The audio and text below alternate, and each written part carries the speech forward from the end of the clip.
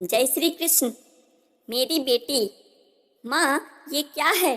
तुम हमेशा अपनी मेड के लिए ये साड़ियाँ वगैरह खरीदती रहती हो, वो भी महंगी से महंगी। कल भी खरीदी थी, राखी बता रही थी। माँ, जो कीमती साड़ियाँ तुम्हारी बहू पर सूट करती है, वैसे अगर तुम अपने घर की नौकरानी के लिए आखिर चाहती क्या हो? क्यों तुलना करने में लगी हो? क्या आपकी नज़र में राखी, जो कि हमारे घर की बहू है, और एक नौकरानी में कोई अंतर नहीं है? गुस्से में लाल पीला होते हुए अक्षय ने अपनी माँ से कहा। बाहर दरवाजे की ओट पे छुपी हुई राखी मुस्कुरा रही थी, क्योंकि उसने अक्षय को बताया था कि माँ ने कल फिर से अपनी नौकरानी के लिए कीमती साड़ी खरीदी है। अंतर, तुलना, बेटा बहुत भारी शब्द है। खैर, तुम जानते भी हो एक बहू का फर्ज क्या होता है, बस अपनी सास से उसकी संपत्ति लेने का। बेटा, मैं जो करती हूँ सोच समझ कर ही करती हूँ, और मैं तुम्हारे पैसों का नहीं बल्कि अपने स्वर्गीय पति के पैसों का सदुपयोग करती हूँ। पूनम जी गर्व से बोली। कुछ समझा नहीं माँ, तुम्हें बताया था, मगर तुम भी अपनी पत्नी के कहे पर ही। खैर, मैं बुरा नहीं मानती, जीवन साथी हो उसके, मगर बेटा एक अच्छे जीवन साथी का फर्ज अपने साथी को अच्छा बुरा बताकर समझाने का भी होता है, केवल आंख बंद करके हाँ में हाँ मिलाते हुए रहने का नहीं। माँ, साफ साफ कहो ना, आखिर बात क्या है? जानते हो, राखी ने मुझे कहा था, माँ आपका ये सोने का हार मुझे चाहिए, इतना खूबसूरत है और कीमती भी। मेरी सहेलियाँ तो देखकर ही जल भून जाएगी। इन्होंने बड़े प्यार से दिया था मुझे, मेरे बाद ये सब है ही किसका? तेरा और बहू का। मैंने खुशी खुशी उसे दे दिया। उस दिन तू भी था, उस दिन तेरे चचेरे भाई की शादी में हम सब कुछ जाना था। मेरा सिर दर्द हो रहा था, मगर तू तैयार होकर गाड़ी बाहर निकालकर हॉर्न बजाकर बहू को बुला रहा था, और राखी तैयार होकर बाहर आई और मुझसे बोली, मैं निकल रही हूँ मम्मी जी, आप अपना ख्याल रखिएगा।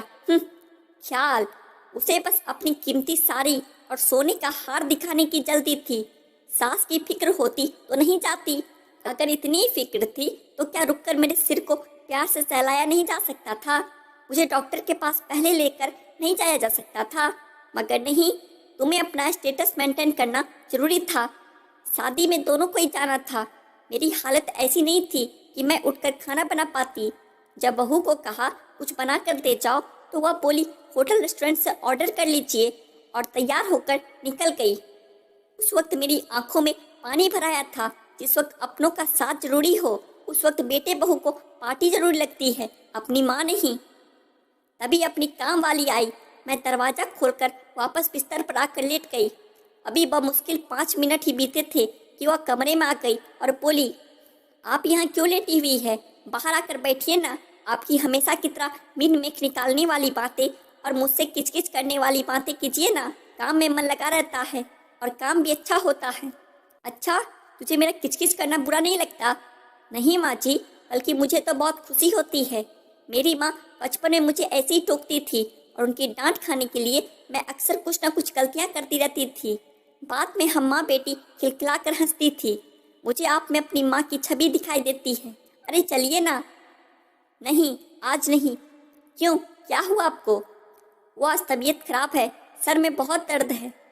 जब मैंने कहा तो आप बोली, अरे तो पहले बताना चाहिए था ना, रुकिए। कहकर वह तेजी से रसोई घर में गई, और जब वह वापस आई तो उसके हाथों में तेल की कटोरी थी। मेरे सिर में मालिश करते और सिर दबाते हुए सहला रही थी। उस वक्त मुझे बहुत सुकून मिला। फिर उसने पूछा, मैंने कुछ खाया या नहीं? मैंने कहा, अभी बनाना है। वह रसोई घर में गई और झटपट खिचड़ी बना ले आई, और उस वक्त मुझे बहू की बहुत याद आ रही थी। माँ, मैं आपकी बहू नहीं, बेटी हूँ, बेटी। एक बेटी जो माँ को दर्द में छोड़कर बाहर पार्टी के लिए निकल गई, और वहीं एक दूसरी जो हमारे घर में काम करने वाली एक गरीब घर की लड़की, जिसे मैं हमेशा डांटती रहती थी, वह मेरी देखभाल कर रही थी। मुझे अपनी माँ समझती थी, और मैंने उसी वक्त तय कर लिया था, आज से वह मेरी बेटी है, और हर माँ अपनी बेटी को कुछ न कुछ देती है, तो मैंने भी दिया। और हाँ, बहू को बता देना, आगे से अपनी तुलना मेरी बेटी से ना करे। कहकर पूनम जी टीवी चलाकर देखने लगी। वहीं अक्षय कमरे से बाहर दरवाजे की ओट में छिपी हुई अपनी पत्नी राखी को देखते हुए बाहर निकल गया।